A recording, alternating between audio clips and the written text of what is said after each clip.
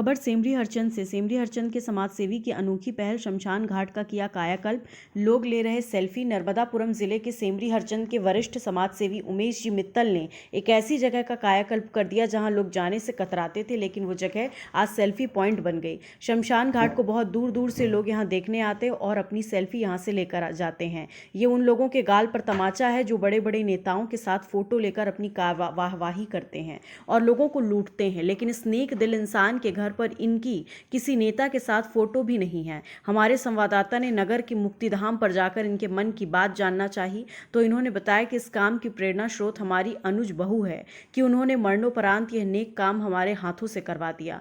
आज हम उपस्थित हैं सेमरी हरचंद के मुक्तिधाम पर और यहाँ पर सेमरी हरचंद के वरिष्ठ समाज सेवी श्री उमेश जी मित्तल, इन्होंने मुक्तिधाम का कायाकल्प करने का बीड़ा उठाया है और आज हम इनसे मिलना चाह रहे हैं और मिलकर इनसे पूछना चाह रहे हैं कि आपने इसमें कैसे कठिन काम को इतने अच्छे तरीके से किया, बताएंगे सर?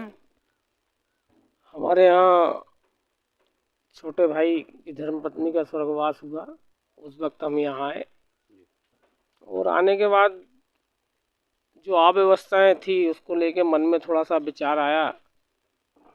उस वक्त ये जिस सेट पर अपन खड़े हुए हैं, ये श्रद्धांजलि सभा सेट के लिए हमने यहाँ निवेदन किया, घोषणा की और काम स्टार्ट किया। काम स्टार्ट करने के बाद देखा कि यार यहाँ और भी बहुत सारी अव्यवस्थाएं हैं, क्यों ना अपन ने जब इस काम को हाथ में लिया और शुरुआत की है तो पूरी तरीके से सर्व सुविधा युक्त इस मुक्तिधाम को बनाया जाए। क्योंकि ऐसा विचार मन में आया कि हम अपने जीवन में इस देह के लिए बहुत कुछ करते हैं और इतनी सारी व्यवस्थाएं करते हैं कि जिनका अंत जो है, जहां हम खड़े हैं, सिर्फ ये स्थान है। तो जब हम पूरे जीवन भर इस शरीर के लिए बेहतरीन व्यवस्था करते हैं तो मुक्तिधाम में जब ये शरीर हमारा अंतिम में आता है तो क्यों ना उसको भी हम इतना सुंदर और सर्व सुविधा युक्त बनाए। ये आने के बाद हमें ऐसा लगे कि जीवन का अंतिम सत्य ये है और अंतिम स्थान भी ये है हमारा। उस व्यवस्था को लेकर पिछले 2 महीने से निरंतर काम जारी है और एक एक छोटी छोटी चीज़ों में जो जो हमको लगा वो हमने संपूर्ण सुविधा के साथ यहाँ काम किया। सर इसमें कितना मतलब रुपए खर्च हो चुका, जब बजट बताएंगे मेरे को? अब वो ईश्वरीय इच्छा है, उस तरफ ध्यान नहीं दिया गया। 3 लाख रुपए की घोषणा थी और मोटा मोटी ये मान के चलें कि लगभग 10 के आसपास का बजट इसमें लग गया। सवाल बजट का नहीं है। जब हमने अपने जीवन में अपने शरीर के लिए करोड़ों रुपए खर्च कर सकते हैं, रहने के लिए, पहनने के लिए, खाने के लिए, तो ये मैं अपना सौभाग्य मानता हूँ कि ईश्वर ने इस काम के लिए हमें चुना और हमारी बहू जो है वो प्रेरणा स्रोत बनी इस बात काम के लिए मरणोपरांत।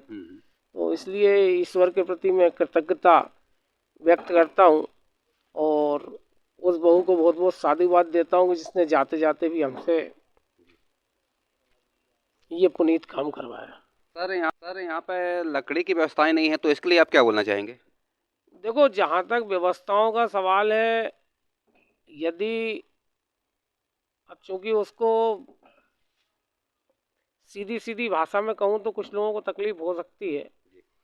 यदि कुछ लोग वास्तविक में अपने आप को जनसेवक कहते हैं तो वो राजनीति के माध्यम से यदि जनसेवा करना चाहते हैं तो बहुत से विकल्प खुले हुए हैं जहां निस्वार्थ भाव से वो सेवा कर सकते हैं। मगर राजनीतिक लोग अपने नफा नुकसान को पहले आंकते हैं, हानि लाभ को पहले देखते हैं, फिर काम करते हैं। लकड़ी की व्यवस्था के लिए कोई बहुत बड़ा काम नहीं है। हम जब अनेक काम इस प्रकार से हैं जो नियम में नहीं है और उनको अपने अनुसार करवा लेते हैं तो ये तो सब लोगों के लिए आवश्यक जगह है। और यहाँ मैं ऐसी इच्छा मेरी है कि प्रशासनिक लोग या जो भी समाज सेवी जनप्रतिनिधि लोग हैं, यदि वो एक्टिव हो जाएं तो लकड़ी की व्यवस्था कोई बहुत बड़ी बात नहीं है। अब सिर्फ कानून का रोना रोके कि साहब कानून में व्यवस्था नहीं है इसलिए मजबूर है। भाई अभी भी तो यदि सबका अंतिम संस्कार रहता है तो करना रहता है तो लोग लकड़ियाँ लाते ही हैं ना, उपलब्ध करते ही हैं, मगर उनको बहुत तकलीफ के बाद उपलब्धता हो पाती है। और अभी यदि मान लो लोग चाहें तो प्रशासनिक सहयोग लेकर जंगल कट रहे हैं, फड़ी की व्यवस्था हो रही है, उसको यहाँ लाया जा सकता है। कई लोग ऐसे हैं जो मकान निर्माण करना चाहते हैं मगर कुछ वृक्ष उनको तकलीफ दे रहे हैं, वो वृक्ष कटवाना चाहते हैं। तो यदि मान लो शासन उसमें सहयोगी बने और नेता उसमें सहयोगी बने तो वो लोग निःशुल्क वृक्ष देकर और कटवा कर यहाँ पहुँचवा सकते हैं। यदि हमें मतलब हमें यदि सेवा करना है और सुविधाएं जुटाना है और हम उसके लिए संकल्पित हैं, तो ऐसा नहीं है कि कोई बहुत बड़ी व्यवस्था है। अब ये बाजू में मुक्तिधाम से लगा हुआ तालाब है, तालाब के सौंदर्यीकरण के लिए भी कई बार शासन की तरफ से राशि निकली है। आज तालाब की बहुत बड़ी अव्यवस्था है, अभी भी शासन की तरफ से बहुत योजनाएं हैं। यदि मान लो लोग चाहें तो उसको बहुत बढ़िया तरीके से सुंदर और व्यवस्थित बनाया जा सकता है। अपने शहर, अपने प्रदेश की ताज़ा खबरों के लिए लाइक करें, शेयर करें, सब्सक्राइब करें और हाँ, बेल आइकन दबाना ना भूलें, क्योंकि खबर हमारी, फैसला जनतंत्र का।